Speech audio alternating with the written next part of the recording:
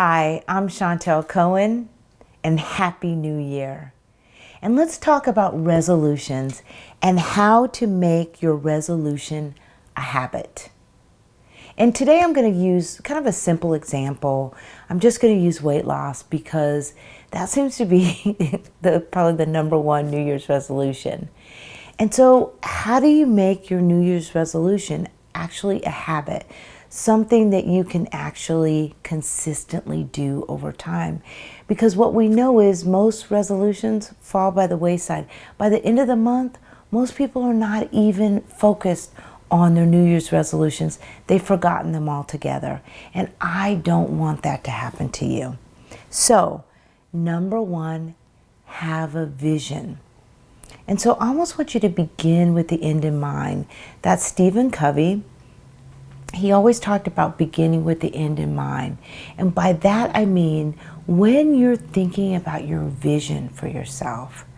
Like let's say that you want to wear a bikini, or you want to be able to take your shirt off at the beach for the men, right? That you start thinking of yourself, you visualize, think of what you're going to look like on that beach, and I want you to feel the feeling. Feel it. Know that you can accomplish it. And then I want you to start writing down some of the steps to getting in that bikini or being able to take your shirt off.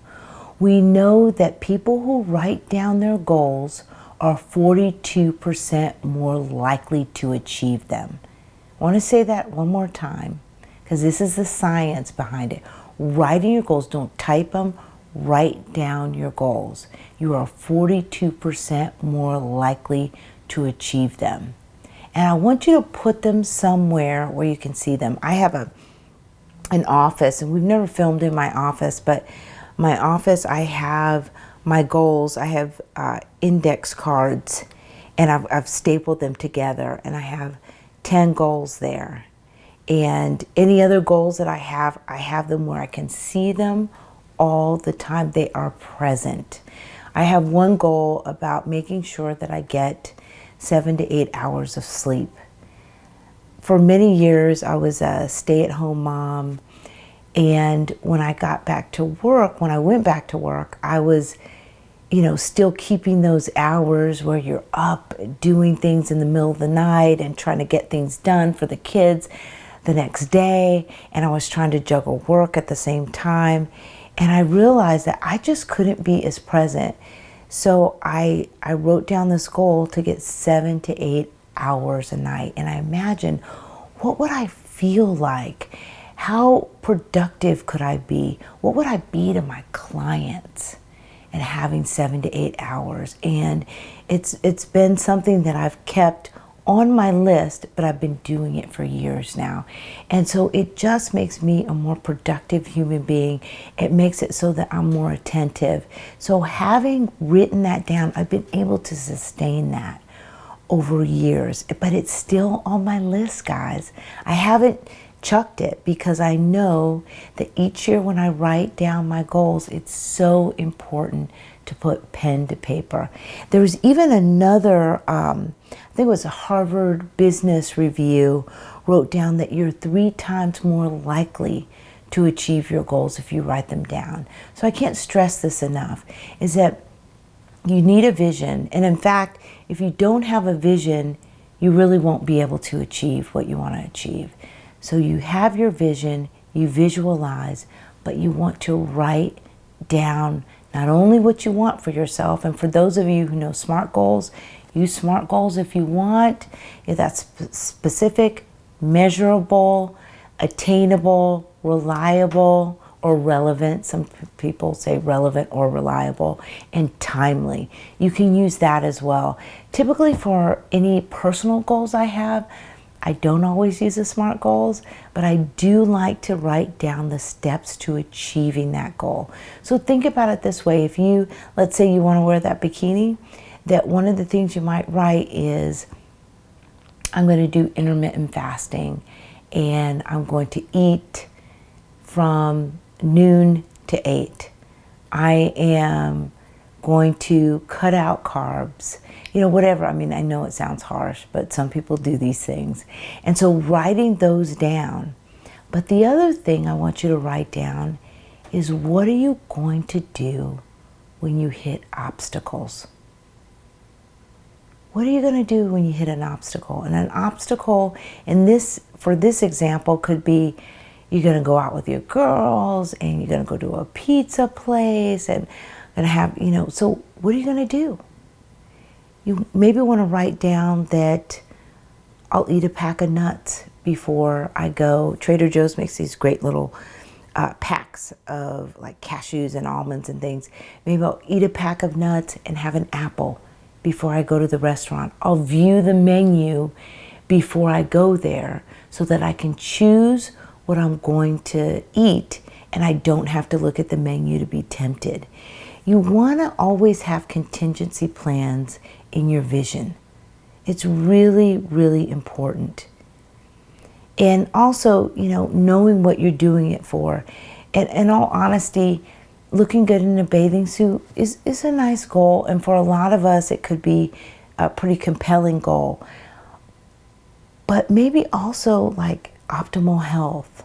The fact that you maybe be able to wear a dress that you weren't able to wear. That maybe you can start that exercise routine that you always wanted to do, or to get involved with a sport, or even to be able to move in a different way with less, feeling less laborious, out of breath, etc. Create a very compelling vision for yourself. Begin with the end in mind, and again, write it down. I can't stress this enough, guys. So you hear me kind of repeating it over and over again, because I'm really hoping that you'll get this, because most of us, 90% of us, don't finish these goals. Lastly, I want you to keep a record of your progress. So, just write down 3 things each day that, hey, I did this well, I did that well. So you have an idea, and as you get closer, you may even want to tap into those SMART goals and start making it measurable. Looking at the fact that you were able to go a longer period of time in your fasting window, right? Instead of 12 hours, maybe you did 13 hours. Track your progress. And if you're really ambitious, think about getting an accountability partner. This is optional, so it's kind of an add-on, if you will. I love having an accountability partner, somebody who I've told my goal to, and I've told them all the steps, my vision, etc. I get them on board, and I just ask, and it's usually a good friend. Would you be an accountability partner? Believe it or not, I've had so many times where a friend will say, well, I'll do it too with you. I want to do it, and that makes it so much easier. Your accountability partner can be there when you want to reach for that pizza. I was doing a fast, and it's so funny. I was doing this fast. It was just a 24-hour fast, and my kids were eating, and they were having quesadillas, and for some reason these quesadillas just look they were off the chain. They just look good. Black beans on top with a little cilantro, all that. And I was just like, I think I'm gonna have a quesadilla. And my daughter, who I had not enlisted as my accountability partner, said to me, Mom, you don't want to do that. I know you're not going to be happy if you decide to eat that quesadilla. I really think that you should stick with your goal. And it struck me. I felt so supported by my daughter, because there was no judgment in the way she was saying it. And I thought, wow, here she is supporting me. I felt like I wanted to be a good example for her, that I could follow through. So accountability partners can even show up even when you haven't sort of enlisted somebody's help, that becomes vitally important. And another little strategy besides having an accountability partner is the 5-second rule. I don't know if any of you know Mel Robbins, but she wrote this book called The 5-Second Rule. And so let's just say your goal is to get up in the morning and exercise, but you're like one of those people who snoozes your button all the time. What you can do is, she talks about just saying 5, 4, 3, 2, 1 and get up. Believe it or not, that 5-second rule of counting backwards is extremely effective. I highly recommend you going to her website, looking up Mel Robbins. She's awesome. And so guys, I'm really wanting to help you make your resolutions a reality. Let me know what your resolutions are.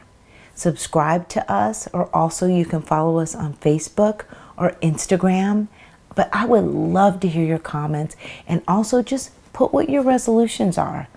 And because this will be the easiest way, it'll be for everyone to see. Talk about accountability. I'm Chantel Cohen, and I help you become one again. See you next time.